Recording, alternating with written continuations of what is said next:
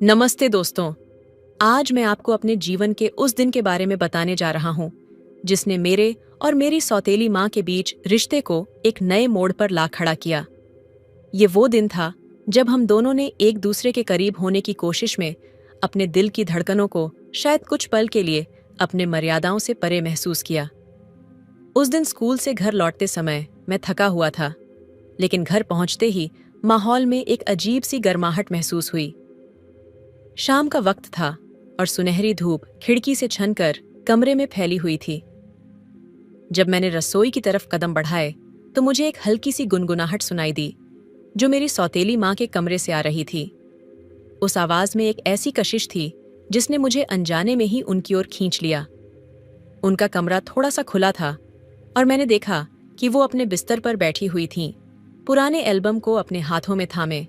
उनके चेहरे पर हल्की सी मुस्कान थी और आंखों में जैसे कोई भूली बिसरी यादें तैर रही थीं। धीरे धीरे मैंने दरवाजे पर हल्की दस्तक दी।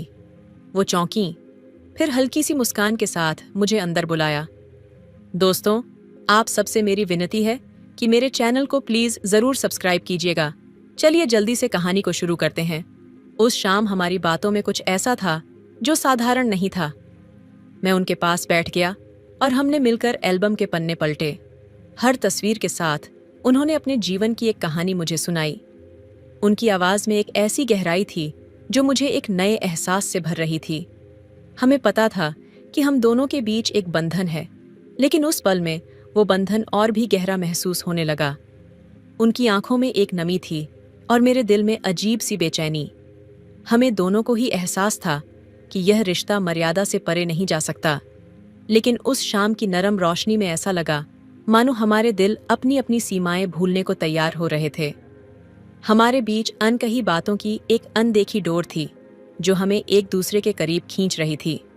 जैसे ही मैंने उनका हाथ छुआ, उन्होंने हल्के से अपना हाथ खींच लिया, लेकिन उनकी आंखों में जो देखा वो शायद हमेशा के लिए मेरे दिल में रह जाएगा। हम दोनों ने बिना कुछ कहे ही बहुत कुछ समझ लिया। एक पल में जैसे हमने तय किया कि यह एहसास चाहे कितना भी गहरा क्यों न हो, हमें अपने रास्ते पर ही रहना है। उस शाम ने हमें एक दूसरे के दिल के करीब ला दिया था, लेकिन हम दोनों ने अपने मर्यादाओं की लक्ष्मण रेखा को कभी पार नहीं किया। उस शाम के बाद से हमारे बीच की नज़दीकियां कुछ और गहरी हो गईं। हमारी मुलाकातें अब थोड़ी और लंबी होने लगीं और हर बात में एक अनकहा आकर्षण महसूस होता था। एक दूसरे की उपस्थिति में हमें ऐसा लगता मानो हर चीज थम सी गई हो। एक शाम जब मैं पढ़ाई कर रहा था तो उन्होंने मेरे कमरे में कदम रखा। उनके हाथों में 2 कप कॉफी थी। उन्होंने मुझे देखकर हल्की सी मुस्कान दी और पास बैठ गईं। हमने कॉफी का पहला घूंट लिया, लेकिन हमारे बीच की खामोशी में जो कहा नहीं गया वही शायद सबसे ज्यादा असरदार था। वो मेरी आंखों में देखतीं और मैं उनके। एक अजीब सा अपनापन था जो शब्दों के बिना भी गहरा महसूस हो रहा था। थोड़ी देर बाद उन्होंने मुझे एक कहानी सुनानी शुरू की, अपने बचपन की, अपने सपनों की। जैसे जैसे वो बोलती गईं, उनके चेहरे पर एक मासूमियत उभर आई और मुझे महसूस हुआ कि हमारे बीच सिर्फ एक औपचारिक रिश्ता नहीं, बल्कि एक अनकहा बंधन बनता जा रहा था। हमने एक दूसरे की हर बात को ध्यान से सुना, हर हंसी को साझा किया और हर एहसास को महसूस किया। एक दिन जब हम दोनों बगीचे में टहल रहे थे, ठंडी हवा चल रही थी। मैंने धीरे से अपना हाथ उनकी ओर बढ़ाया। अनजाने में ही शायद उनके करीब होने की चाहत मुझे ऐसा करने पर मजबूर कर रही थी। उन्होंने एक पल के लिए मेरी ओर देखा। उनकी आंखों में एक गहरी झलक थी, मानो वो भी इसी एहसास से गुजर रही हों। हम दोनों ने उस पल को पूरी तसल्ली से जिया, लेकिन हमारे बीच की यह अनकही दूरी शायद हमें यह याद दिलाने के लिए थी कि हमें अपनी मर्यादा का भी ध्यान रखना है। हमें पता था कि यह रिश्ता चाहे कितना भी गहरा क्यों न हो, इसे शब्दों में नहीं ढाल सकते। उनकी नज़दीकी में एक सुकून था और हमारी हर मुलाकात में एक नयापन।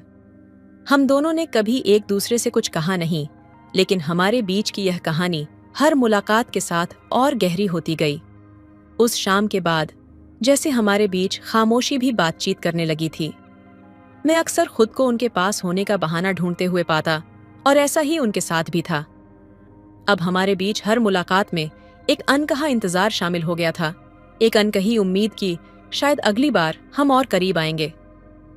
एक दिन बारिश हो रही थी। मौसम ठंडा था और घर में एक सुकून भरी खामोशी फैली हुई थी। मैं खिड़की के पास बैठा बाहर बारिश को देख रहा था। तभी उन्होंने कमरे में कदम रखा। उनके हाथ में एक मोटी शाल थी। धीरे से मुस्कुराते हुए उन्होंने शाल मेरे कंधों पर डाल दी और पास बैठ गईं। बारिश की हल्की बूंदों की आवाज के बीच हम दोनों बिना कुछ कहे एक दूसरे के करीब आ गए। थोड़ी देर बाद उन्होंने मुझे अपनी पसंदीदा किताब सुनाने का सुझाव दिया। मैंने किताब खोली और हम दोनों के बीच किताब के शब्द एक नया रिश्ता बुनने लगे। हर पंक्ति, हर लफ्ज में एक अपनापन था, जैसे वो कहानी हमारी ही हो। जैसे ही मैं पढ़ता गया, उन्होंने अपने सिर को हल्के से मेरे कंधे पर टिका दिया। मेरे दिल की धड़कनें तेज हो गईं, लेकिन मैंने खुद को संयम में रखा। हम दोनों उस पल में जैसे खो गए थे। हर पन्ना पलटने के साथ हमारे बीच की दूरी कम होती गई और हम बिना कुछ कहे ही सब कुछ महसूस करने लगे। वो पल, वो खामोशी, वो सुकून, सब कुछ इतना खूबसूरत था कि शब्द बेमानी लगने लगे। बारिश अब भी हो रही थी और हम दोनों उस सुकून भरे एहसास में खोए हुए थे। ये जानने के बावजूद कि हमें इस रिश्ते को सीमाओं में बांधे रखना है, हमारे दिल शायद उस पल में कुछ और ही चाह रहे थे। इस एहसास में एक जादू था, एक मिठास थी और एक ऐसा अपनापन था जो किसी भी शब्द से परे था। बारिश की उस शाम के बाद जैसे हमारे रिश्ते में कुछ नया खिल गया था। हम दोनों के बीच अनकहे एहसासों का एक पुल बनने लगा था, जिसे पार करने की चाह तो थी, पर संकोच भी था। हर मुलाकात में हम एक दूसरे के करीब आने की कोशिश करते, लेकिन एक अनदेखी लकीर हमें रोक भी देती। शायद यह एहसास ही था कि हम अपनी सीमाओं से भले ही बंधे थे, लेकिन हमारे दिल अब पूरी तरह से आजाद हो चुके थे।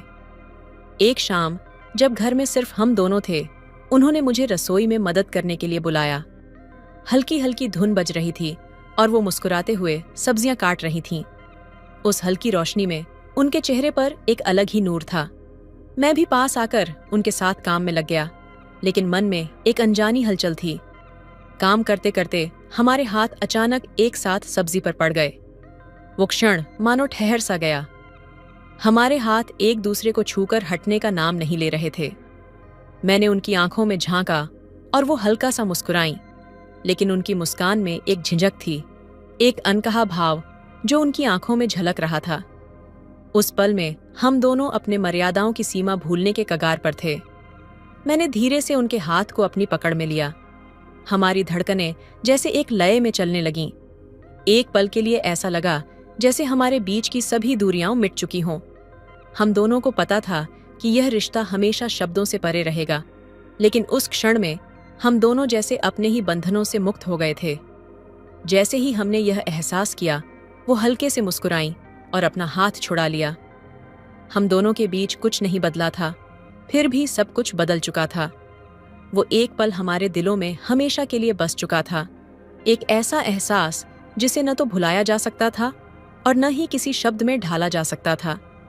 उस शाम के बाद भी हम दोनों एक दूसरे के करीब तो आए, पर हर बार मर्यादाओं की उस दहलीज पर ही ठहर गए। शायद यही हमारे रिश्ते की सबसे खूबसूरत बात थी, एक अनकहा, अनदेखा पर बेहद गहरा बंधन जो हमें हर बार करीब लाकर भी दूर कर देता था। बारिश की उस शाम के बाद से ही हमारे बीच एक अनकहा एहसास गहरा हो गया था। हम दोनों जानते थे कि एक दूसरे के लिए दिल में कुछ तो था, कुछ ऐसा जिसे नाम देना शायद मुमकिन नहीं था, मगर इस एहसास के साथ साथ यह भी समझते थे कि यह रिश्ता सीमाओं और मर्यादाओं के भीतर ही रहना चाहिए। फिर एक दिन सुबह की हल्की धूप में हम दोनों बगीचे में बैठे थे। हवा में गुलाब की खुशबू बसी हुई थी और चारों ओर एक सुकून भरी खामोशी थी। वो चुपचाप किताब पढ़ रही थीं और मैं बस उनकी तरफ देखता रहा। उनकी आंखों में कुछ ऐसा था जो मुझे हर बार उनकी ओर खींचता था, एक कोमलता, एक गहराई जो उन्होंने शायद किसी से साझा नहीं की थी। कुछ समय बाद उन्होंने धीरे से मेरी ओर देखा और मुस्कुराते हुए कहा, तुम्हें पता है, इस रिश्ते में अनकहे शब्दों का अपना ही मजा है। यह एहसास हमें हमेशा याद रहेगा, लेकिन यह समझ भी कि यह एहसास सिर्फ हमारे दिलों तक ही सीमित रहेगा। उनकी बातों में एक सच्चाई और एक अपनापन था। उनके शब्दों ने मेरी भावनाओं को ठहराव दिया, जैसे उन्होंने हमारे रिश्ते को एक खूबसूरत मोड़ दे दिया हो। उस दिन के बाद से हम एक दूसरे के साथ बहुत सहज हो गए थे। हमारे बीच अब एक अनकहा विश्वास था, और उस विश्वास में एक ऐसी गहराई थी जो रिश्ते को मर्यादित ढंग से निभाने की शक्ति भी देती थी। कभी कभी उनकी हंसी सुनकर दिल में एक मीठा सा दर्द होता, और कभी उनके साथ बिताए पलों को याद कर एक सुकून महसूस होता। वो मेरे लिए अब सिर्फ एक पारिवारिक सदस्य नहीं थीं, वो मेरी सबसे खास दोस्त बन गई थीं। एक ऐसी दोस्त जिनके साथ मैं अपने हर सुख दुख को बांट सकता था। हमारे बीच अब कोई शब्द नहीं थे, सिर्फ उन पलों की मिठास थी जो हमें हमेशा एक दूसरे के करीब बनाए रखती थी। समय के साथ हमने इस अनकहे रिश्ते को एक नई परिभाषा दे दी थी, एक ऐसा बंधन जिसमें प्रेम था, अपनापन था, और सबसे बढ़कर एक गहरी समझ थी। अब हमें यह एहसास हो गया था कि हमारे बीच का यह रिश्ता बिना किसी सीमा के पार किए ही सबसे खूबसूरत और सच्चा था।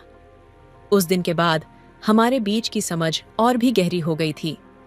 हम दोनों ने अपने रिश्ते को एक मुकाम पर ला खड़ा किया था जहां शब्दों की जरूरत नहीं थी। हमारे बीच का यह अनकहा बंधन, यह अनदेखा पुल हमें एक सुकून देता था, एक ऐसा सुकून जो शायद किसी रिश्ते में बंधने पर नहीं मिलता। फिर एक शाम हम दोनों बगीचे में बैठे थे। आसमान में हल्की शाम की रोशनी थी और चारों ओर एक सुकून भरी खामोशी फैली हुई थी। उन्होंने अचानक मेरे हाथ पर हल्का सा स्पर्श किया। उनका स्पर्श बिल्कुल कोमल था, जैसे कोई पुरानी याद फिर से ताज़ा हो गई हो। हमारे बीच यह एहसास अब भी था, लेकिन अब हम इसे समझ चुके थे और इसे अपने दिल में बिना किसी उलझन के रख चुके थे। वो धीरे धीरे मुस्कुराईं और बोलीं, कुछ रिश्ते शब्दों से परे होते हैं, ये रिश्ते दिल में बसे रह जाते हैं और हमारी जिंदगी का हिस्सा बन जाते हैं। हमें इन्हें जीने की जरूरत नहीं होती, बस महसूस करने की होती है। उनके शब्दों में एक गहरी समझ थी, एक ऐसा अपनापन जो हर रिश्ते में नहीं मिलता। उस शाम जैसे हमारे बीच की सभी बातें और सभी अनकही भावनाएं एक सुकून भरी शांति में घुल गईं। हम दोनों जान गए थे कि हमारे रिश्ते का सबसे खूबसूरत हिस्सा यही अनकहा बंधन था। इस रिश्ते में जो अपनापन और गहराई थी, वो शायद किसी अन्य रिश्ते में नहीं मिलती। वक्त ने हमें समझा दिया था कि यह अनकहा रिश्ता हमारे दिल में हमेशा अपनी जगह बनाए रखेगा। उस शाम के बाद हम एक नए विश्वास के साथ अलग हुए कि हमारे बीच का यह अनकहा बंधन हमेशा रहेगा, एक सजीव एहसास बनकर, एक ऐसा एहसास जो शब्दों में नहीं बंध सकता।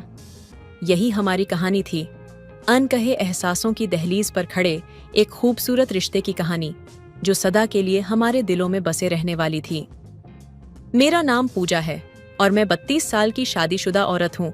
मेरी शादी को 4 साल हो चुके हैं और मेरा 1 साल का बेटा भी है। मैं दिखने में अभी भी पहले जितनी ही खूबसूरत हूँ। इसी वजह से सोहम ने यह भी नहीं सोचा कि मैं उसकी सगी चाची लगती हूँ।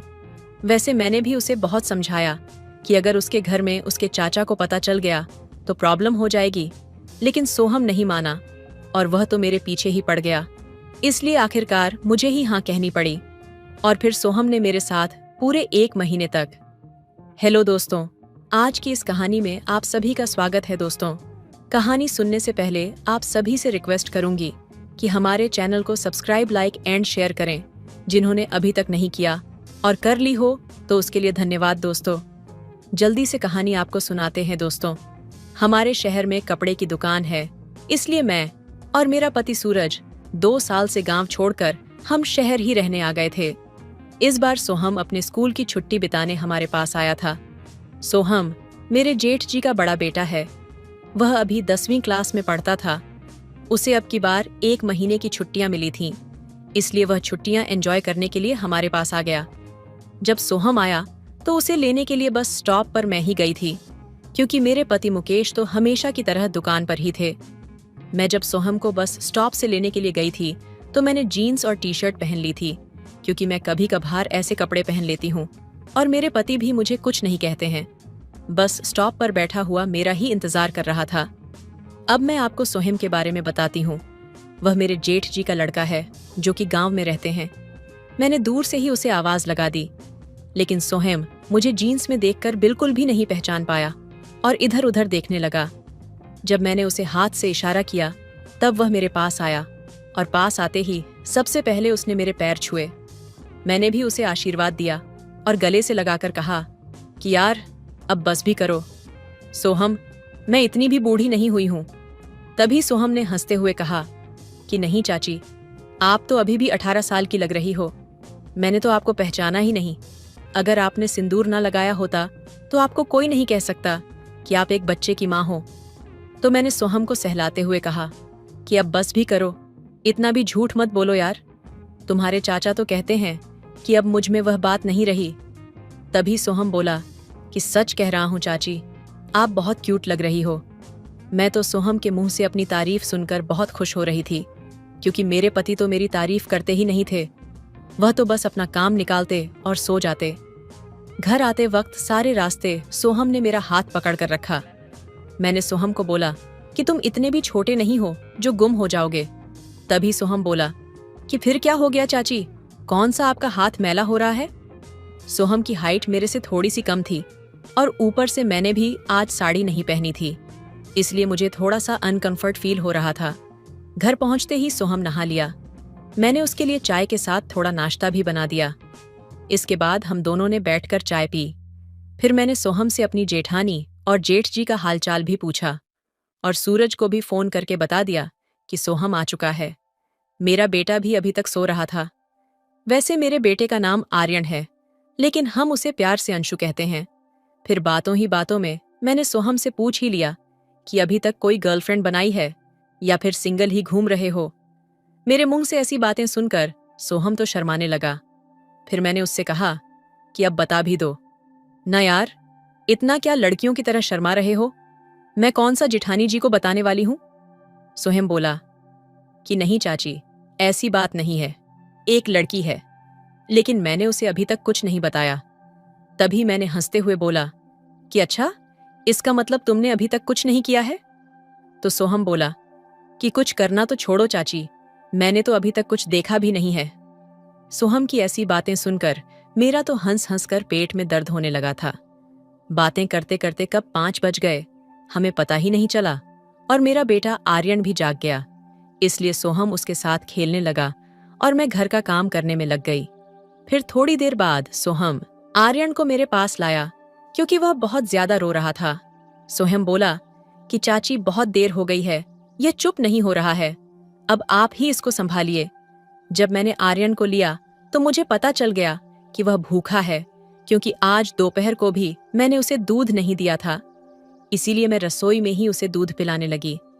मैं जब अपने बेटे आर्यन को दूध पिला रही थी तो सोहम मेरी ही तरफ देख रहा था, और जब मैंने सोहम की तरफ देखा तो उसने नजरें घुमा दी।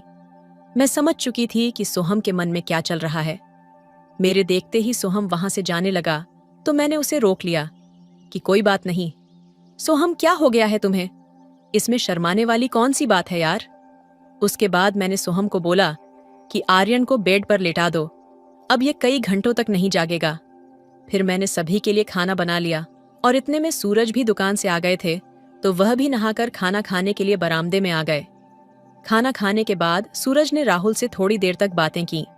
उसके बाद मैंने रसोई का काम समेट दिया और फिर सूरज अपने कमरे में सोने के लिए चले गए, क्योंकि वह दिन भर काम की वजह से थक जाते हैं। इसके बाद मैंने हमारे पास वाले कमरे में सोहम के लिए बिस्तर लगा दिया, क्योंकि बाहर अब थोड़ी थोड़ी ठंड पड़ने लगी थी, और फिर मैं अपने कमरे में चली गई। तब तक सूरत ने आर्यन को भी झूले में सुला दिया था और वह मेरा ही इंतजार कर रहे थे। लेकिन जब मैं जूड़ा बनाते हुए बेड पर पहुंची तो मैंने देखा कि सूरज तो मेरा इंतजार करते करते सो चुके थे। यह देखकर मेरी तो सारी फीलिंग ही मर गई, क्योंकि पिछले कई दिनों से सूरज थोड़ा टेंशन में थे। शायद दुकान सही नहीं चल रही थी। फिर मैंने भी उन्हें नहीं जगाया, क्योंकि मैं उन्हें और परेशान नहीं करना चाहती थी। इसलिए मैं भी मायूस होकर लेट गई। लेकिन फिर मुझे याद आया कि आज तो सोहम भी आया हुआ है, तो मैं टाइम पास करने के लिए उसके कमरे में चली गई। सोहम बेड पर लेटा हुआ फिल्म देख रहा था और मुझे देखकर एकदम से बैठ गया और बोला कि अरे चाची, क्या हुआ, आप अभी तक सोई नहीं? तो मैं बोली कि कुछ नहीं, वह मुझे नींद नहीं आ रही थी, इसलिए तुम्हारे पास आ गई। वैसे क्या देख रहे हो तुम? तो सोहम बोला कि कुछ नहीं, बस मुझे नींद नहीं आ रही थी, इसलिए फिल्म चला ली। तो मैंने मजाक करते हुए पूछा कि अच्छा, कौन सी फिल्म देख रहे हो? कहीं वह वाली फिल्म तो नहीं चला रखी है? तो सोहम शर्माते हुए बोला कि नहीं चाची, आप ये कैसी बातें कर रही हो? तो मैंने उसे कहा कि क्यों, क्या हो गया? क्या तुम इंग्लिश फिल्में नहीं देखते? तो सोहम बोला कि हाँ, वो कभी कभार देख लेता हूँ। फिर सोहम ने भी मुझसे पूछ लिया कि आप भी देखती हो चाची? तो मैंने भी बोल दिया कि हाँ, मैं भी कभी कभार तुम्हारी तरह ही देख लेती हूँ। फिर सोहम बोला कि सच में चाची, आप इतनी प्यारी प्यारी बातें करती हो कि जी करता है आपसे सारी रात ऐसे ही बातें करता रहूं। तो मैं हंसते हुए बोली कि अभी 1 महीने तक रुकोगे तो तुम भी मेरी बातों से ऊब जाओगे, जैसे तुम्हारे चाचा बोर हो गए हैं। फिर सोहम धीरे से बोला कि चाची, अगर आप बुरा ना मानो तो एक बात कहूं तो? मैंने उससे कहा कि हाँ, बोलो सोहम, मैं भला क्यों बुरा मानूंगी? तो सोहम बोला कि चाची, अगर आपके पास पड़ोस में कोई आपके जैसी हो तो मुझसे सेठ करवा दो ना प्लीज, मेरी भी छुट्टियां आसानी से गुजर जाएंगी। तो मैं भी नखरे दिखाते हुए बोली कि अच्छा बेटा, इतनी देर से बोल रहे थे कि आप बहुत प्यारी हो, क्यूट हो। अगर मैं तुम्हें इतनी ही क्यूट लगती हूं तो फिर आस पड़ोस में क्यों, मुझ में क्या बुराई है? तभी सोहम मुस्कुराते हुए बोला कि चाची, कैसी बातें कर रही हो? आपकी तबीयत तो ठीक है ना? तभी मैं मुंह फुलाते हुए बोली कि क्या मतलब है तुम्हारा? तबीयत से तुम्हें क्या लगता है? मुझे कुछ नहीं पता। आज सुबह जब मैं आर्यन को दूध पिला रही थी तो तुम किधर देख रहे थे? और जब मैं फर्श पर पोंछा लगा रही थी तब क्या कर रहे थे? और अब मेरे सामने भोले बन रहे हो, तुम्हें क्या लगता है? मैं कुछ नहीं जानती। मेरी इतनी सारी बातें सुनकर सोहम के तो चेहरे पर 12 बज गए और वह बोला कि सॉरी चाची, सॉरी, आप तो बुरा ही मान गई यार, मैं तो बस मजाक कर रहा था।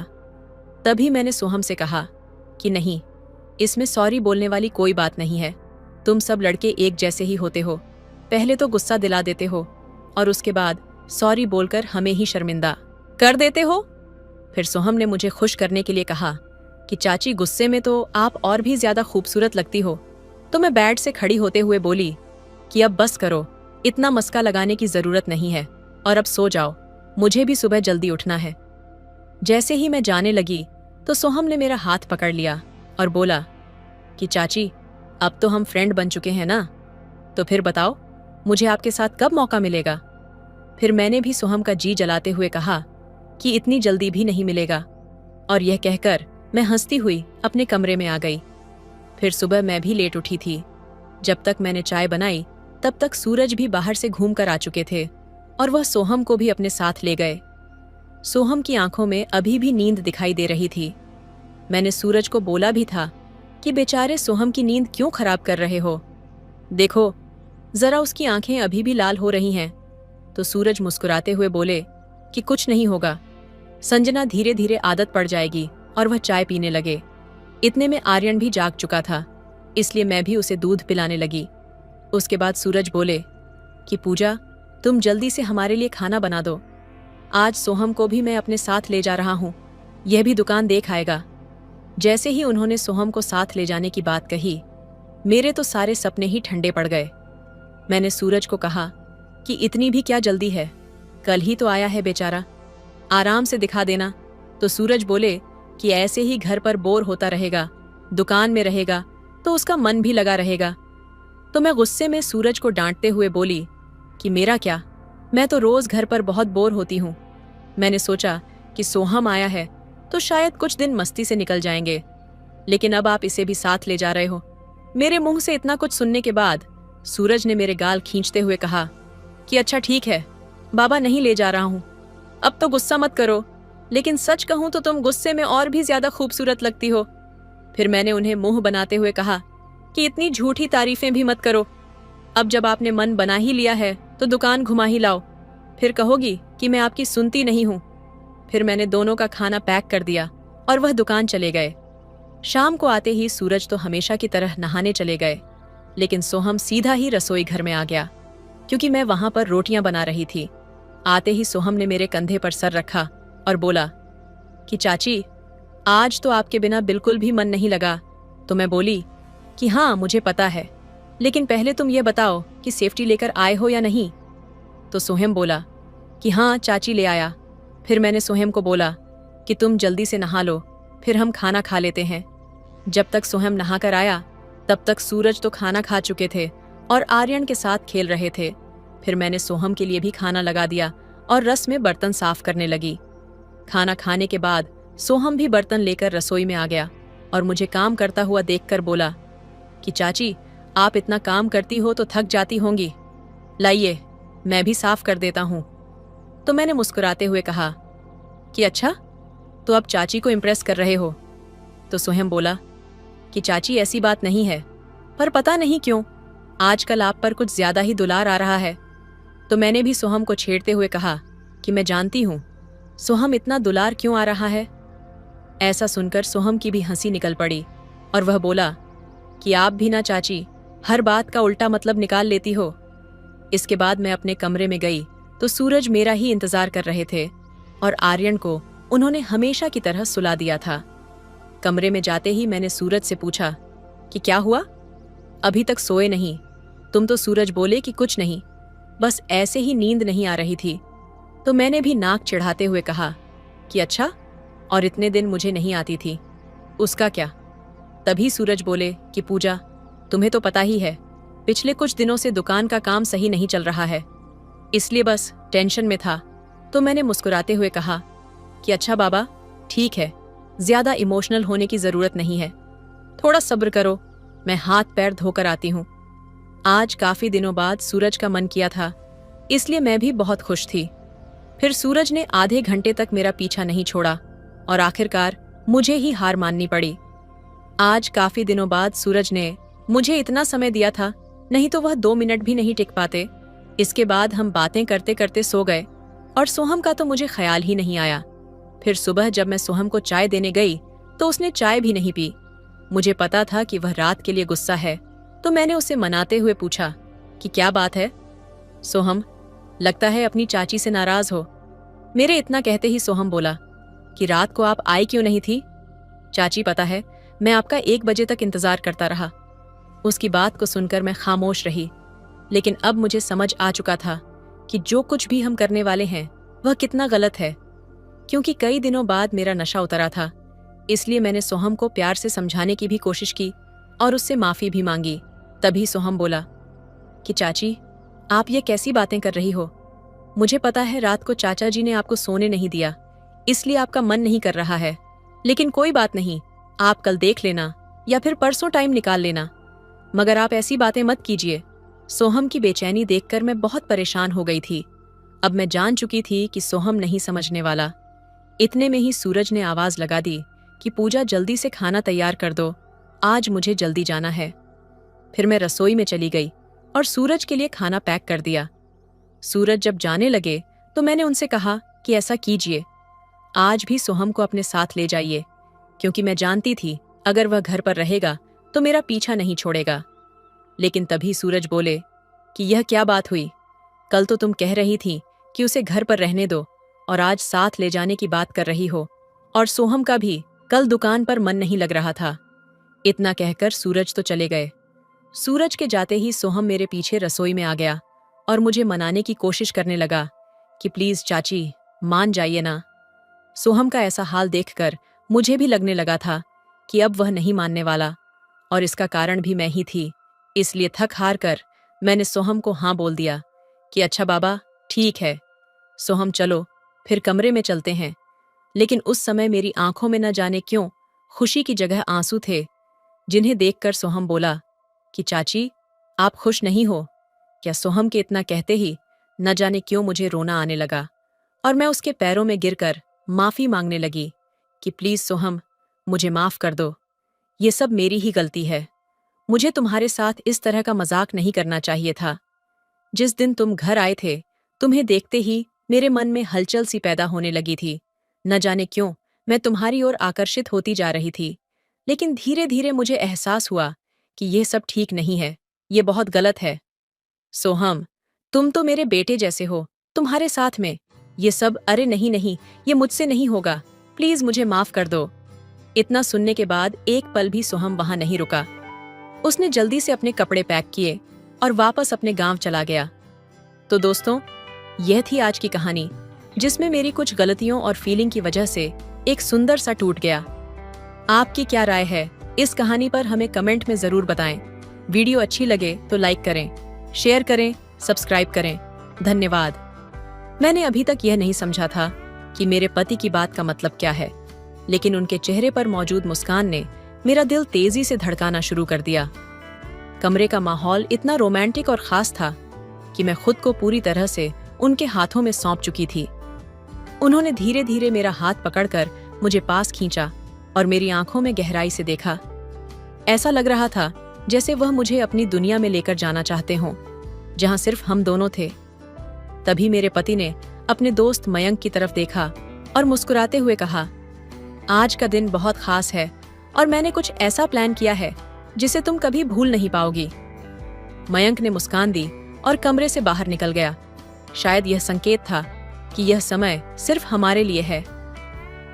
हेलो दोस्तों, आज की इस कहानी में आप सभी का स्वागत है। दोस्तों, कहानी सुनने से पहले आप सभी से रिक्वेस्ट करूंगी कि हमारे चैनल को सब्सक्राइब, लाइक एंड शेयर करें जिन्होंने अभी तक नहीं किया, और कर ली हो तो उसके लिए धन्यवाद। दोस्तों, जल्दी से कहानी आपको सुनाते हैं।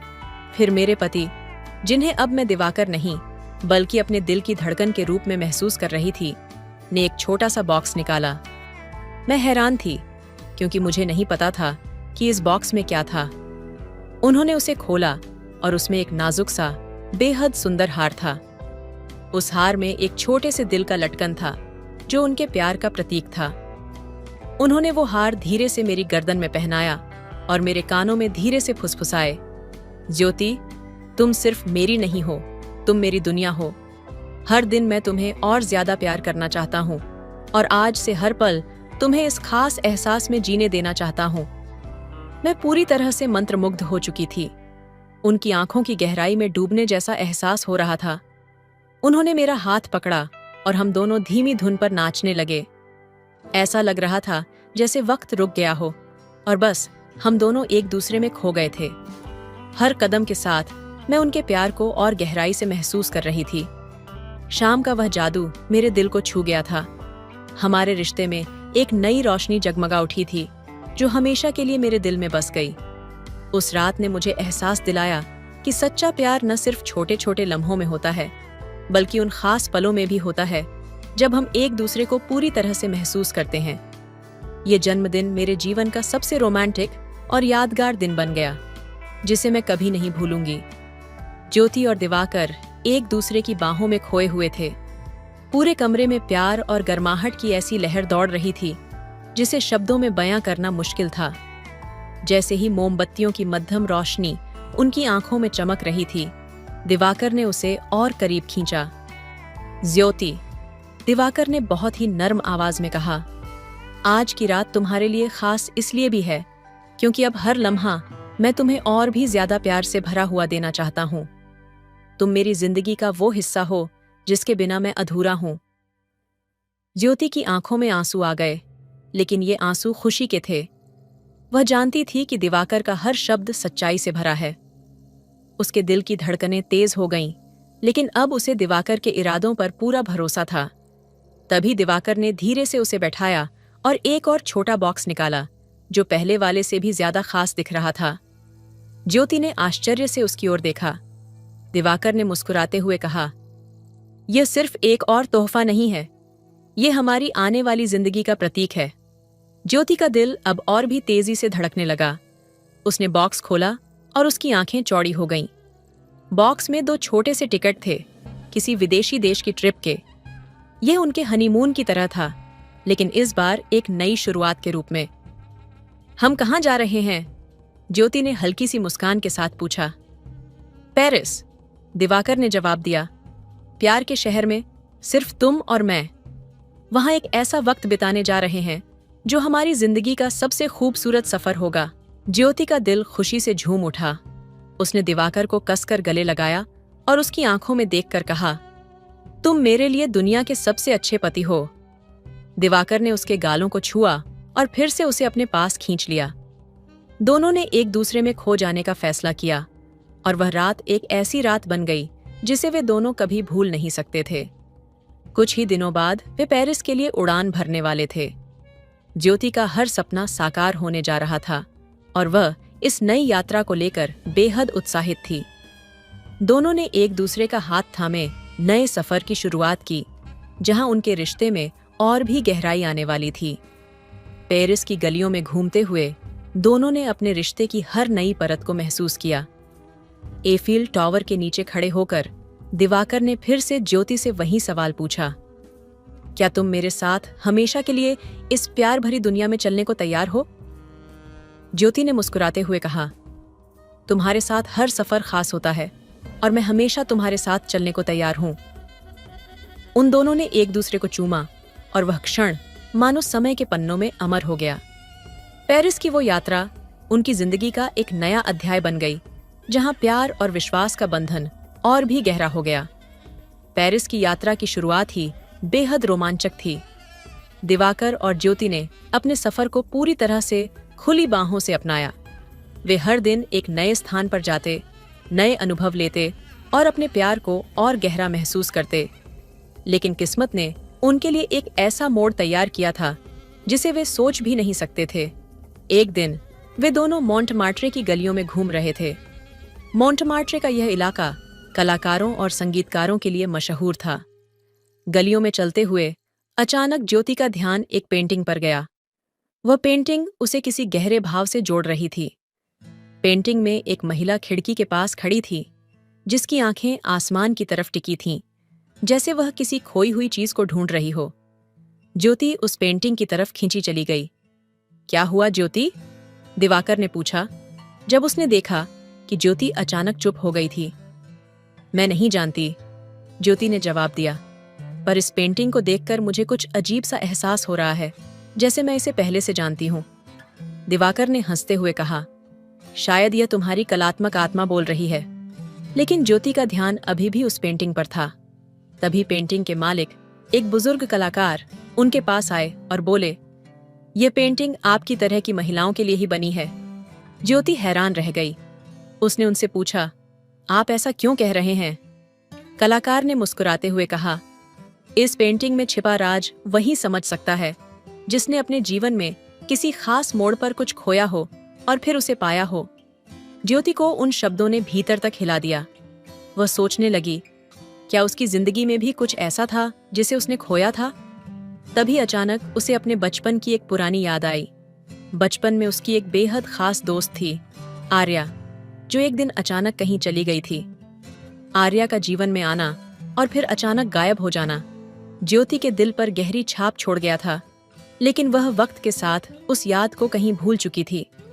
ज्योति ने पेंटिंग खरीदी और उस रात उसे आर्या की यादें परेशान करने लगीं। दिवाकर ने ज्योति को देखा। वह उसके चेहरे पर हल्की चिंता देख सकता था। उसने पूछा, क्या तुम ठीक हो?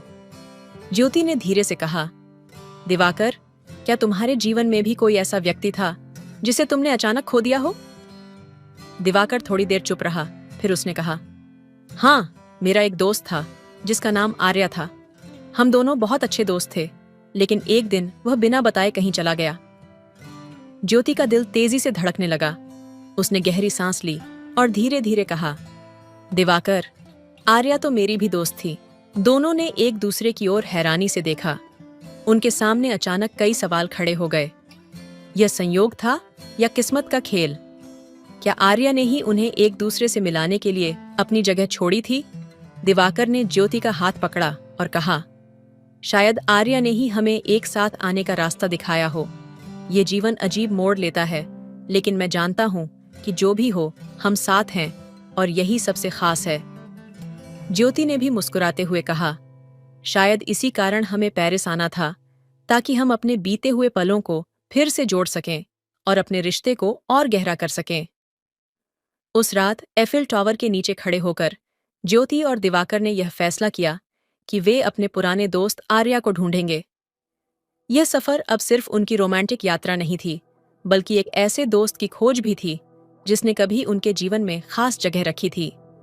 ज्योति और दिवाकर का यह सफर अब और भी रोमांचक और भावनात्मक हो गया था।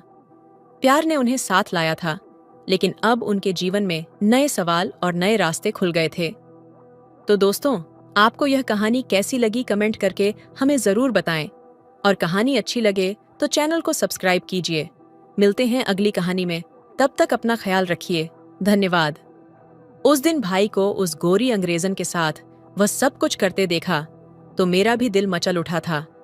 मेरे जज्बात बेकाबू होने लगे थे। मुझे भी ख्वाहिश होने लगी कि मेरे भाई का दोस्त दानिश भी मेरे साथ यह सब करे जो भाई उस गोरी अंग्रेजन के साथ कर रहे थे। लेकिन शायद वह तो पत्थर का बना हुआ था, मगर मैंने सोच लिया था कि अब सब कुछ मुझे ही करना होगा। रात को जब वह घर आया तो सीधा अपने कमरे में चला गया। मैं भी उठी और उसके पीछे पीछे ही उसके कमरे में चली गई। मैंने उसको अपने दोनों हाथों से मजबूती से जकड़ लिया। आज मैंने किसी मर्द को पहली बार अपनी बाहों में भरा था। उसने मुझे एक बार रोका और कुछ कहने लगा, लेकिन मैंने उसके लबों पर हाथ रख दिया और अपनी आंखें बंद कर लीं। अब उसने भी अपने बाजू मेरे इर्द गिर्द कर लिए थे। उसके ऐसा करने से मैं तो जैसे 7वें आसमान पर उड़ने लगी थी। मुझे आज एक नए मजे से लुत्फ आनंद हो रही थी और चाहती थी कि जल्द से जल्द इसकी इंतहा में पहुंच जाऊं। थोड़ी देर के बाद वह उठा और मुझे बाजू से पकड़कर खड़ा कर दिया। थोड़ी देर तक तो मैं उसको गौर से देखती रही, तो वह मुस्कुराकर मुझसे पूछने लगा, क्या देख रही हो? मैंने इनकार में सर हिलाया और एक बार फिर उसके साथ लिपट गई। वह मेरी बेचैनी समझ गया था। उसने एक एक करके मेरे सारे कपड़े उतारे और फिर कुछ लम्हों बाद ही उसने, हेलो दोस्तों, आज की इस कहानी में आप सभी का स्वागत है। दोस्तों, कहानी सुनने से पहले आप सभी से रिक्वेस्ट करूंगी कि हमारे चैनल को सब्सक्राइब, लाइक एंड शेयर करें जिन्होंने अभी तक नहीं किया, और कर ली हो तो उसके लिए धन्यवाद। दोस्तों, जल्दी से कहानी आपको सुनाते हैं। मेरा नाम रोशनी है और मैं दिल्ली की रहने वाली हूँ, लेकिन फिलहाल मैं पढ़ाई के सिलसिले में मुंबई आई हूँ। मैं यहाँ अपने भाई के साथ एक 3 कमरों के फ्लैट में रहती हूँ, जहाँ मेरे भाई आदित्य और उनका एक दोस्त मोहित भी रहता है। मेरा भाई 4 साल से कनाडा में है, जबकि उसका दोस्त भी 4 साल से उसी के साथ इसी फ्लैट में रहता है। मैं 1 साल पहले यहाँ आई हूँ और इसी फ्लैट में रहती हूँ। मेरा कद 5 फुट 5 इंच है, नीली आंखें और लंबे बालों वाली 19 साल की एक खूबसूरत लड़की हूँ। मैं दिल्ली के ही एक कॉलेज में पढ़ती थी, जहाँ मेरे क्लास वालों और कॉलेज के दूसरे लड़के मुझ पर अक्सर लाइन मारते थे, लेकिन मैंने कभी किसी पर ध्यान नहीं दिया। इसी दौरान मेरा एडमिशन मुंबई के एक कॉलेज में हो गया और मैं यहाँ पर आ गई, जहाँ मेरा भाई पहले से ही मौजूद था। मैं चाहती थी कि मैं अपने भाई से हॉस्टल रहूं ताकि खुलकर अय्याशियां कर सकूं, लेकिन मुझे मेरे घर वालों ने यहाँ आने की इजाज़त एक शर्त पर दी थी कि मैं अपने भाई के साथ रहूंगी। मैं यहाँ आई तो मेरे भाई का दोस्त मोहित मेरे दिलो दिमाग पर छा गया।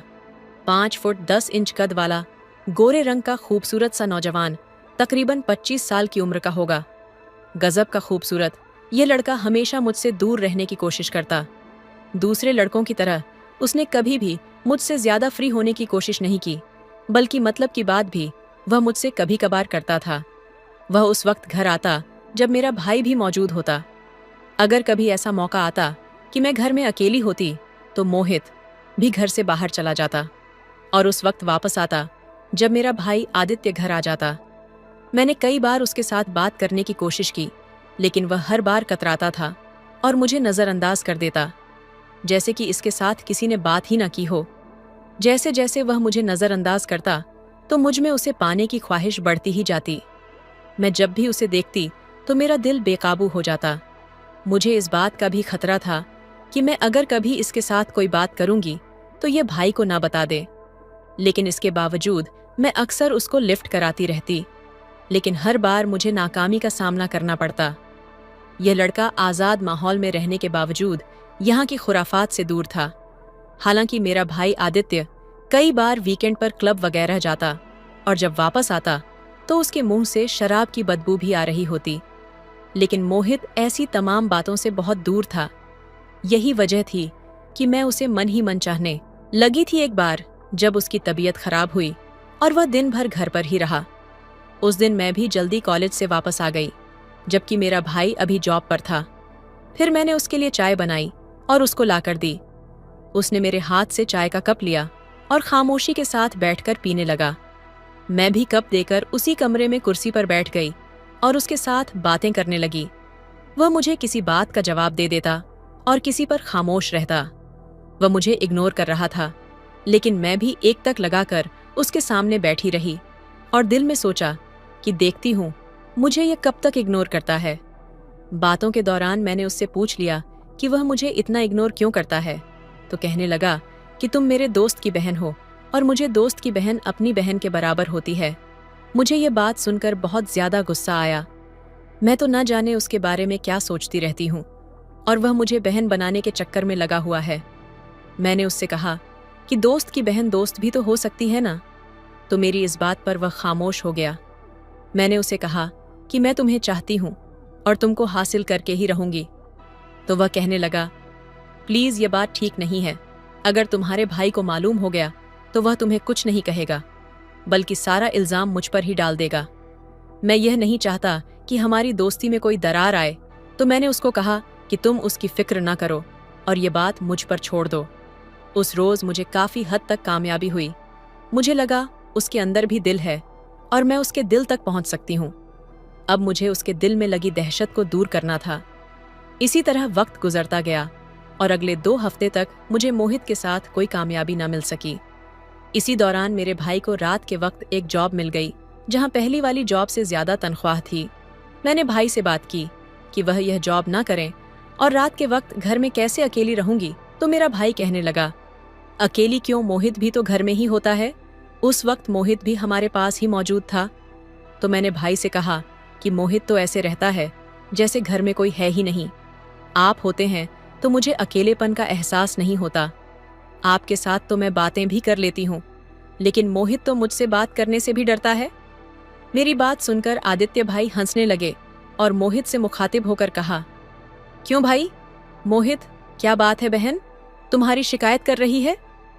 तो मोहित एक बार नजर उठाकर पहले आदित्य भाई को देखने लगा और फिर मेरी तरफ देखा और फिर अपने लैपटॉप पर निगाहें झुका ली। मैंने कहा कि यह तो ऐसे मुझसे भागता है जैसे मैं इसको खा जाऊंगी। 6 महीने हो गए हैं। मोहित ने मुझसे कभी ठीक से बात तक नहीं की और आप कहते हैं कि मुझे अकेलेपन का एहसास नहीं होगा। मैंने कहा कि भाई, जब कभी आप घर ना हो और मोहित घर आ जाए और घर में आपको ना पाकर यह तो फौरन बाहर निकल जाता है। मुझे लगता है अगर आपने नाइट ड्यूटी वाली जॉब शुरू कर ली तो यह भी घर नहीं आया करेगा। मेरी बात सुनकर आदित्य भाई हंसने लगे और मोहित को एक बार फिर मुखातिब करके कहने लगे, मोहित, मुझे तुम पर और अपनी बहन पर, दोनों पर पूरा विश्वास है। मेरा ख्याल है कि मेरी गैर मौजूदगी में आइंदा बहन को अकेले होने का एहसास नहीं होने दोगे। भाई की बात सुनकर मोहित बोला, आदित्य, असल में बात यह है। उसने अपनी बात शुरू ही की कि आदित्य भाई फिर बोल पड़े, बस अब यह टॉपिक बंद करो और बहन, तुम जाओ, चाय बनाकर लाओ। मैं उठकर किचन में गई। वापस आई तो कमरे का माहौल तब्दील हो चुका था और दोनों कह कहे लगाकर हंस हंस कर बातें कर रहे थे। मैं चाय की ट्रे लेकर कमरे में दाखिल हुई तो उनको हंसते हुए देखकर पूछ लिया कि कौन सी बात पर इतना हंसा जा रहा है। तो आदित्य भाई बोले, मोहित के ऑफिस में एक अफ्रीकन लड़की उसको लिफ्ट करा रही है, मगर ये मान ही नहीं रहा। मैंने इसको कहा है कि खुद नहीं करनी तो मेरी करा दो, तो भी नहीं मान रहा। आदित्य भाई की बात सुनकर मैं बोली, मोहित के लिए तो नहीं आदित्य भाई, आपके लिए ठीक है, आप शादी कर लें। मेरी बात सुनकर फिर कहकहाने लगे और साथ में हम लोग चाय भी पीते रहे। इसी दौरान मैंने नोट किया कि मोहित बात करते करते चोर आंखों से मुझे देख रहा है और फिर मुझसे नजरें मिलते ही निगाह दूसरी तरफ कर लेता है, जिस पर मुझे बहुत खुशी महसूस हुई थी कि आखिरकार मुझे कामयाबी मिल रही है। मेरे ख्याल में यह पहली बार था कि मोहित मेरी तरफ नजर उठाकर देख रहा था। पहले तो मुझसे बात भी नहीं करता था। भाई ने मोहित से कहा कि कल से तुम अपनी जॉब पर जाते हुए बहन को उसके कॉलेज ड्रॉप कर दिया करो और वापसी में ये खुद आ जाया करेगी। मैं रात को ड्यूटी करूंगा, तुम उसका ख्याल रखना, मुझे कोई शिकायत ना मिले। और बहन, तुम भी दानिश को ज्यादा तंग मत करना, वरना तुम्हारी भी खैर नहीं। अगले रोज सुबह सुबह नाश्ते के बाद मोहित जॉब पर जाने लगा तो मैं भी फट से उसकी गाड़ी का फ्रंट दरवाजा खोलकर बैठ गई। वह गाड़ी में बैठा और एक नजर मुझे देखकर गाड़ी चलाने लगा। वह गाड़ी चलाते हुए खामोश था। मैंने बात शुरू की और कहने लगी, मोहित, आप जितना दूर भागोगे मैं उतना ही पास आऊंगी और मैंने कहा कि मैं तुमको पसंद करती हूँ और तुमको हासिल करके ही रहूंगी। वह मेरी बातें खामोशी से सुनता मुझे कॉलेज के बाहर ड्रॉप करके चला गया। दोपहर को मैं घर आई तो आदित्य भाई सो रहे थे। मैंने कपड़े मशीन में डालकर धोए और टीवी लगाकर देखने लगी। शाम को मोहित आया तो मैंने उसको चाय बनाकर दी। इतने में आदित्य भाई भी उठ गए और जॉब पर जाने के लिए तैयार होने लगे। मैंने उनसे पूछा कि आज रात के खाने का क्या तैयारी है, तो आदित्य भाई कहने लगे, मैं तो जॉब पर जा रहा हूँ। बेहतर है जब तक मेरी रात की जॉब है आप लोग बाहर से ही खाना खा लिया करो। भाई के जॉब पर जाने के बाद मैं टीवी देखती रही जबकि मोहित अपना लैपटॉप लेकर अपने कमरे में घुस गया। रात को 10 बजे मैंने मोहित के कमरे का दरवाजा खोला और उससे कहा कि आज क्या आपने भूख हड़ताल कर रखी है? क्या अगर ऐसा है तो इसमें मेरा क्या कसूर है? आपको कुछ नहीं खाना तो मुझे तो भूखा ना रखें। मेरी बात सुनकर मोहित मुस्कुराया और अपना लैपटॉप साइड पर रखकर उठ गया और कहने लगा, तुम आधा घंटा इंतजार करो, मैं बाहर से कुछ लेकर आता हूँ। मैंने कहा, नहीं, आप कुछ नहीं लाए, मैं भी आपके साथ चलूंगी, हम बाहर ही खाएंगे। मेरी बात सुनकर वह मेरी तरफ देखने लगा और बोला, चलो ठीक है। मैंने कहा, ठहरो, मैं कपड़ा चेंज कर लूं। तो कहने लगा, क्या चेंज करना है? अच्छी भली तो हो। मैंने उसकी बात सुनी और उसके करीब आकर उससे कहा कि अगर आपको ठीक लगती हूँ तो ऐसे दूर क्यों रहते हो? चलती हूँ, वरना दूसरे कपड़े पहन लेती हूँ। उसने मेरी बात अनसुनी कर दी और दरवाजा खोलकर बाहर निकल गया। मैं भी उसके पीछे पीछे बाहर आ गई और गाड़ी में बैठ गई और मोहित गाड़ी चलाने लगा। फिर उसने एक रेस्टोरेंट के सामने गाड़ी खड़ी की और खुद दरवाजा खोलकर बाहर निकल गया और थोड़ी देर के बाद वह बर्गर और कोल्ड ड्रिंक ले आया। मैंने उससे कहा कि खाना लेकर घर नहीं जाना, बल्कि यहाँ किसी करीब पार्क में चलते हैं, वहीं बैठकर खाएंगे। वह मेरी बात सुनकर खामोश रहा और गाड़ी चलाने लगा। थोड़ी देर के बाद उसने एक पार्क के सामने गाड़ी खड़ी कर दी और हम दोनों ने एक बेंच पर बैठकर बर्गर खाया और कुछ देर बाद घर पर आ गए। मगर इस दौरान भी उसने कोई बात नहीं की। दूसरे दिन शाम को जब भाई जॉब पर जाने लगे तो मैंने उनसे कहा, भाई आज आप जॉब पर ना जाएं। उन्होंने कहा, क्यों? तो मैंने कहा, नहीं, ऐसे ही आज मेरा आउटिंग के लिए दिल कर रहा है। जब से मुंबई आई हूँ कभी भी आप मुझे आउटिंग के लिए नहीं लेकर गए हैं। रोशनी, मैं तो लेकर नहीं जा सकता, तुम मोहित के साथ चली जाना, वह तुमको ले जाएगा। भाई की बात सुनकर मैं खुश हो गई थी कि मेरा प्लान कामयाब हो गया था। भाई तो चले गए तो मैं उठकर ब्लू जीन्स के साथ वाइट शर्ट पहन ली और हल्का सा मेकअप करके तैयार हो गई। मैंने आईने के सामने खड़े होकर खुद को देखा तो मैं बहुत खूबसूरत लग रही थी। मैं जब से मुंबई आई थी आज पहली बार मैंने मेकअप किया था। खैर, अब मैं मोहित का इंतजार करने लगी और थोड़ी देर बाद वह आया। मैंने दरवाज़ा खोला तो उसने मुझे देखा और एक लम्हे के लिए अटक कर रह गया, लेकिन दूसरे ही लम्हे वह संभल गया और अंदर दाखिल हुआ। मैंने दरवाज़ा बंद किया और अंदर आकर उसके लिए चाय बनाई। चाय पीने के बाद मैंने उससे कहा, मोहित, आज कहीं आउटिंग के लिए ले जाएं। तो वह मुझे बगैर देखे हुए कहने लगा, ठीक है, लेकिन एक बात सुन लो, वहाँ जाकर कोई ऐसी वैसी हरकत नहीं करना। ये कहकर वह तैयार होने चला गया। उस वक्त रात के तकरीबन 9 बज रहे थे। मैं जल्दी से बाहर निकली और गाड़ी में बैठ गई। हम लोग मुंबई की एक बड़े क्लब के बाहर में पहुंच गए, जहां उसने एक जगह गाड़ी पार्क की और हम लोग अंदर चले गए। अंदर दाखिल हुए तो अंदर तेज आवाज में इंग्लिश म्यूजिक चल रहा था और हम दोनों वहीं पर बैठ गए। म्यूजिक और डांस करते लड़के लड़कियों को देख रहे थे और मेरा दिल कर रहा था कि मैं भी मोहित के साथ डांस करूं। थोड़ी देर ऐसे ही बैठे रहने के बाद मैंने मोहित से कहा कि यहाँ ऐसे ही बैठे रहेंगे या कोई ड्रिंक वगैरह भी लेंगे। वह कहने लगा, तुम बैठो, मैं कोल्ड ड्रिंक लेकर आता हूँ। मेरा दिल कर रहा था कि मैं भी दूसरे लड़के लड़कियों के साथ डांस करूं, लेकिन मैं मोहित की मौजूदगी की वजह से खामोश थी। आखिर मैंने हिम्मत करके मोहित से कहा, मोहित, चलिए आप और हम भी डांस करें। उसने कहा, रोशनी, अब तुम हद से ज्यादा बढ़ रही हो, मैं इसलिए तुमको नहीं ला रहा था। मैं बोली, अब आ ही गए हो तो थोड़ा सा डांस कर ले। उसने कहा, नहीं, मैं नहीं कर सकता। मैंने कहा, तो ठीक है, मैं अकेली ही चली जाती हूँ। वह बोला, चली जाओ। मैं उठकर दूसरे लड़के लड़कियों के साथ डांस करने लगी। मुझे एक सुरूर सा महसूस हो रहा था। डांस के दौरान ही अचानक एक अफ्रीकी लड़का मेरे पास आया और मुझे अपने साथ डांस की दावत दी। मैंने उसकी दावत कबूल कर ली और उसके साथ डांस करने लगी। अचानक ही उस लड़के ने डांस करते करते मुझे छूना शुरू कर दिया। एक दो बार मैंने उसका हाथ झटक दिया, लेकिन वह बाज नहीं आया। तो मैं डांस छोड़कर वापस आने लगी तो उसने मुझे बाजू से पकड़ लिया।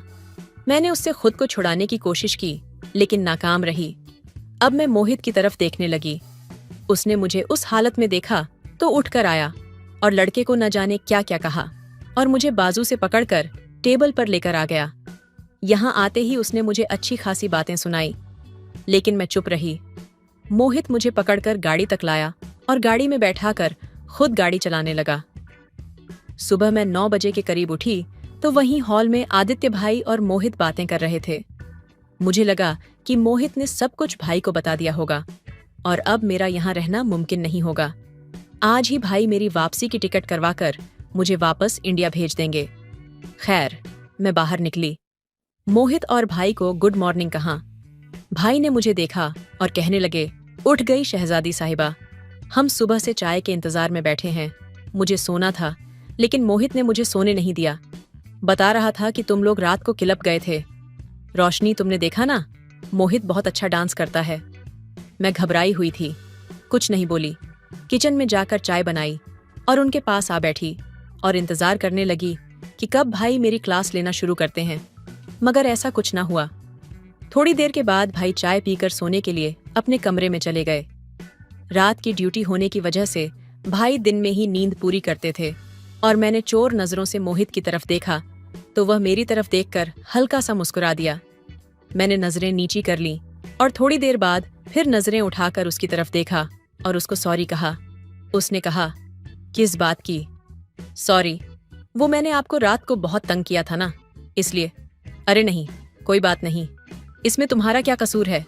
मैं खामोश हो गई और थोड़ी देर के बाद फिर बोली, आपने रात वाला वाकया भाई को भी बता दिया है या नहीं? उसने कहा, नहीं, वैसे तुम कल वाकई बहुत खूबसूरत लग रही थी। मैं उसकी यह बात सुनकर बहुत खुश हो गई थी और उसकी तरफ देखने लगी। अब मुझे उससे शर्म आ रही थी। आखिरकार मैं जीत गई थी। मोहित मेरी जिंदगी में आने वाला पहला लड़का था और मैं पहली बार उससे अपनी तारीफ सुन रही थी। फिर मैं उठकर अपने कमरे में चली गई और बेड पर उल्टी होकर लेट गई। मुझे अब हर चीज अच्छी लग रही थी और हर चीज पर प्यार आ रहा था। मैंने तकिया लिया और उसको जोर से अपने सीने के साथ लगा लिया। अब हमारी दोस्ती की शुरुआत हो चुकी थी। अब हर रोज हम लोग किसी न किसी जगह आउटिंग के लिए जाते, लेकिन कभी भी मोहित ने मुझे छुआ भी नहीं था। दिन गुजरते गए। एक रोज मेरी तबीयत खराब थी और मैं कॉलेज नहीं गई। मोहित अपनी जॉब पर चला गया और मैं अपने कमरे में ही लेटी थी, जबकि आदित्य भाई अपने कमरे में सोए हुए थे। 9 बजे के करीब मुझे दरवाजा खुलने की आवाज आई। मैंने सोचा, भाई उठे होंगे, किसी काम के लिए दरवाजा खुला होगा। कुछ देर के बाद मुझे टीवी लॉज से आवाजें आने लगीं। उनमें भाई के साथ किसी लड़की की भी आवाज शामिल थी। दोनों अंग्रेजी जुबान में कुछ बोल रहे थे। मैं जल्दी उठी और दरवाजा हल्का सा खोलकर देखा तो आदित्य भाई एक गोरी अंग्रेजन के साथ बातें कर रहे थे। फिर थोड़ी देर बाद ही वह एक दूसरे के साथ लिपट गए और मेरा भाई उसका हाथ पकड़कर अपने रूम में ले गया और अंदर से दरवाजा बंद कर लिया। शायद भाई को लगता था कि मैं अपने कॉलेज गई हूँ, लेकिन तबीयत खराब होने की वजह से मैं अपने रूम में ही थी। मुझे हैरान हुई कि आखिर वह दोनों कमरा बंद करके अंदर क्या कर रहे हैं। मैं धीरे धीरे कदमों से भाई की खिड़की के पास पहुंची और जैसे ही मैं अंदर झांक कर देखने लगी तो मेरा दिल अंदर ही अंदर मचल उठा।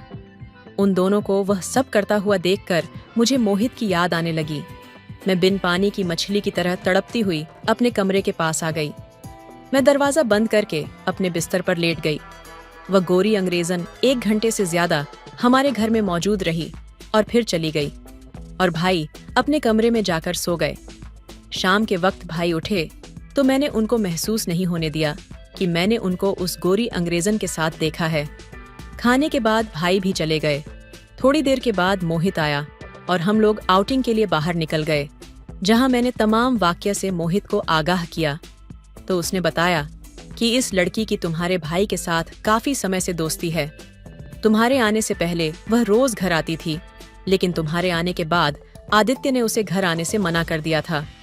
आज भी आदित्य को मालूम नहीं था कि तुम कॉलेज नहीं गई, इसलिए उसको बुला लिया। खैर, तुम उसके सामने यह जाहिर ना करना कि तुमने उसको देखा है, वरना वह शर्मिंदा हो जाएगा। मैंने कहा, ठीक है, मगर मैंने सोच लिया था कि अब सब कुछ मुझे ही करना होगा। मोहित रात को जब वह घर आया और सीधा अपने कमरे में चला गया, मैं भी उठी और उसके पीछे ही उसके कमरे में चली गई और पीछे से मैंने उसको अपने हाथों से मजबूती से जकड़ लिया। आज मैंने किसी मर्द को पहली बार अपनी बाहों में लिया था।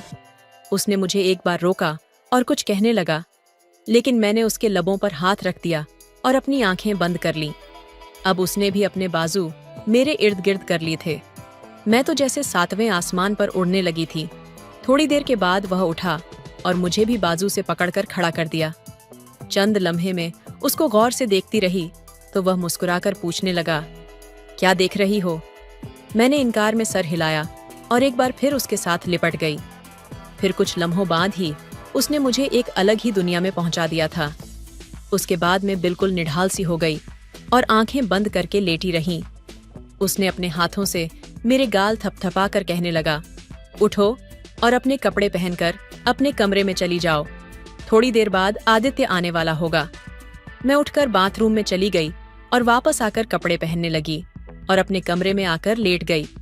उस रात भी जब आदित्य भाई जॉब पर चले गए तो मोहित मुझे अपने कमरे में ले गया, लेकिन मैंने उसको कुछ न करने दिया क्योंकि मुझे अभी भी तकलीफ महसूस हो रही थी।